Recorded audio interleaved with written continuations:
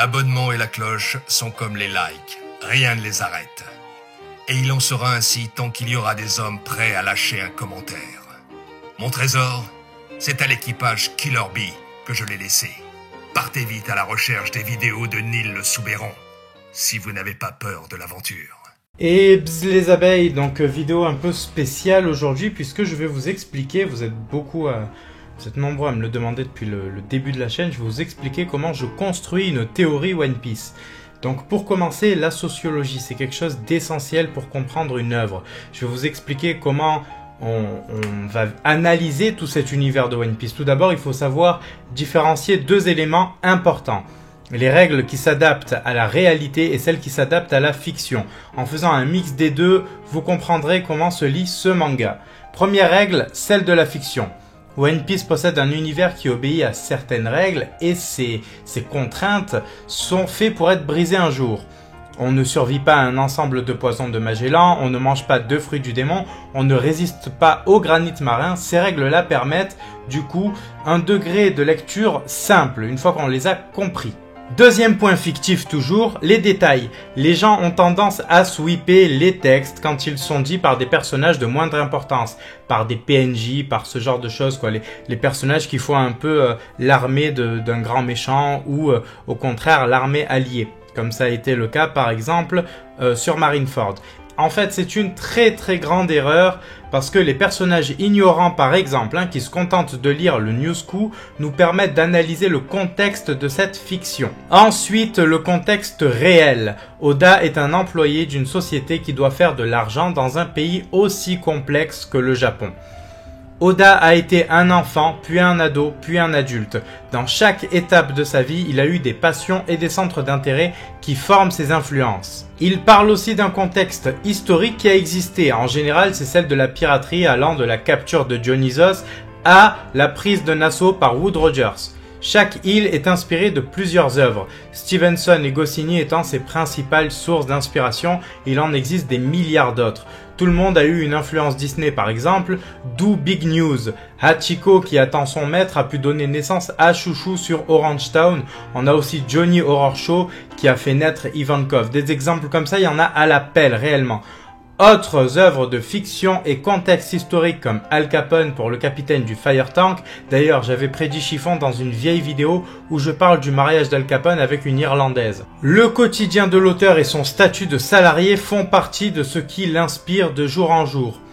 Le simple fait d'avoir été boire dans un bar lui a inspiré le personnage de Barbe Blanche. Il a dû lire l'histoire du capitaine Ahab devant un poster d'Hulk Hogan pour compléter le personnage à mon avis, mais l'essentiel est là. Ensuite, il lui a donné le titre de roi des mers. Dans la mythologie grecque, les mers ont été confiées à Poséidon qui est le dieu des tremblements de terre. Et donc son fruit du démon a été décidé de cette manière. Puis vient sa mort, debout comme Benkei. Benkei qui vient du folklore japonais. Vous voyez ici que One Piece a un contexte compliqué, mais qui obéit à une certaine logique. Troisième grand point, je vous parlais du statut d'employé d'Oda. Il bosse pour des éditions. One Piece est un manga, il a donc des codes de bande dessinée version japonaise. Si vous connaissez un peu l'évolution de la bande dessinée par pays, vous verrez qu'au final le franco-belge inspire le manga, qui inspire le comics, qui inspire le franco-belge, etc., etc. Ce cercle a une grande importance, mais ce qui en a encore plus, c'est qu'une BD est avant tout une œuvre littéraire. Donc, le scénario et la narration occupent une place très importante. C'est le but de tout écrit. Un film ne peut tenir un spectateur en haleine s'il n'est pas bien écrit à la base. Pour les besoins de logique narrative et scénaristique, certaines choses sont impossibles. Oda disait par exemple que si Akainu avait fait partie de l'équipage, le One Piece aurait été trouvé en une semaine. C'est l'une des contraintes qui nous intéresse. On n'est pas dans un manga humoristique où le but est de tenir des sketchs comme dans Dr. Slump. Ici, le but est de faire tenir une longue épopée. Sun Wukong ou Ulysse dans l'Odyssée, voilà deux autres grandes références pour comprendre le manga de Oda. Lorsqu'un personnage meurt, sa mort doit être aussi incroyable et utile scénaristiquement parlant que celle de Yasu ou de Barbe Blanche, ou même Ace. Je prends l'exemple de Pedro que je défends souvent. Quand on dit qu'il est le seul à pouvoir arrêter Pecoms, mais qu'on ne nous montre jamais comment ni pourquoi, c'est une stratégie narrative pour préparer son retour. La puissance des personnages ne fait pas tout, bien au contraire, puisqu'elle peut être utilisée contre eux également. La stratégie et la technique peuvent ensemble faire en sorte qu'Usopp, par exemple, one shot Big Mom. Ça peut être what the fuck pour vous, mais je vais vous citer Stan Lee, qui a expliqué qu'entre Hulk et Spider-Man, celui qui gagnait était celui qu'il avait envie de voir gagner dans son histoire. Le caprice de l'auteur doit toujours être pris en compte et jamais être critiqué parce que lui seul maîtrise son œuvre. Il n'est pas parfait, personne ne l'est, mais il a plus d'informations sur One Piece que n'importe lequel d'entre nous puisque ce manga est l'œuvre de toute sa vie. Dans One Piece, beaucoup de choses peuvent entrer en compte pour faire basculer totalement le scénario. Nous avons la politique comme nous l'avons vu précédemment à la rêverie et nous avons également la technologie comme on l'a vu également à la rêverie qui a totalement sweepé le système de Shichibukai. Beaucoup de choses comme par exemple, comme on l'a vu tout simplement sur Zo, Nami n'a pas forcément suivi le log post quand elle est arrivée dans le Nouveau Monde. Ça aussi, c'est un élément qui fait que le scénario change du tout au tout. Au lieu d'aller sur une île puis sur l'autre, etc., ils suivent un peu leurs intuitions. Il y a beaucoup de choses comme ça qui peuvent entrer en compte dans le scénario généralement. C'est pour ça que quand on prend l'entièreté de l'œuvre, on peut même dire, comme je l'ai fait, que Weeble a ses chances de rejoindre l'équipage. Alors ça veut pas forcément dire que ça va arriver, nous ne sommes pas tous Basil Hawkins, mais ça veut dire que, en tout cas, le raisonnement est construit, que le raisonnement suit la logique One Piecienne. Et oui, et c'est ça le plus important. À partir du moment où c'est cohérent et où c'est réellement indémontable, une théorie peut être appréciée.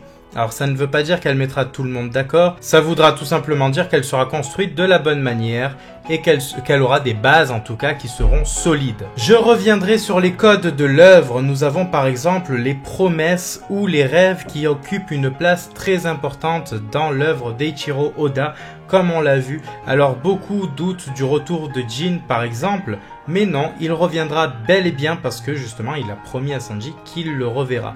Alors quand et comment, c'est pas important. Ce qui est important, c'est qu'en tout cas quand quelque chose est dit, il faut que ça se réalise, ou en tout cas il faut qu'on en ait des nouvelles. Par exemple, si le Newsco annonce la mort de Jin pendant qu'il se rendait sur un point où Sanji avait été annoncé, enfin, ou en tout cas on l'avait vu, ça n'annule rien, c'est-à-dire que du coup il était sur le point de venir le voir, et que voilà, il a été bombardé ou un truc comme ça. Mais en tout cas, il faut qu'on en parle. On ne peut pas juste laisser ça dans l'oubli. Surtout One Piece qui est construit un peu comme un puzzle où tout vient s'emboîter petit à petit, où on a toutes les pièces. Donc c'est pas anodin. C'est pareil pour ceux qui pensent à la mort de Shanks, ça n'est pas possible tant que Luffy ne lui rend pas le chapeau. Il y a beaucoup d'éléments comme ça. Et quand je parle des rêves des personnages, je ne parle pas seulement des rêves des Mugiwara, je parle de tous les personnages. À savoir, par exemple, Hermep qui veut arrêter son père, c'est un rêve. Kobe qui veut devenir amiral de la marine, c'est un rêve également. Dernier point, c'est la logique scientifique. Je ne parle ni des grandes découvertes fictives, ni des grands génies de notre monde. Cette science-là appartient déjà aux deux premières règles évoquées. Non. Ici, je parle de la règle qui veut qu'une découverte soit faite en essayant de démontrer son impossibilité. Ne cherchez pas à mettre en avant votre idée, cherchez à la démolir. Plus vous arriverez à nager à contre-courant face à vos négations, plus vous construirez une théorie claire et difficilement contestable. Aucune théorie n'est parfaite ou ultime, mais quand elles sont construites en prenant l'ensemble de l'œuvre et les règles précédemment citées, généralement je ne leur trouve aucun défaut. Alors lancez-vous dans ces grandes mers et trouvez quelque part la théorie ultime, je l'ai laissée sur une île. Allez, bzz les abeilles, et à très vite.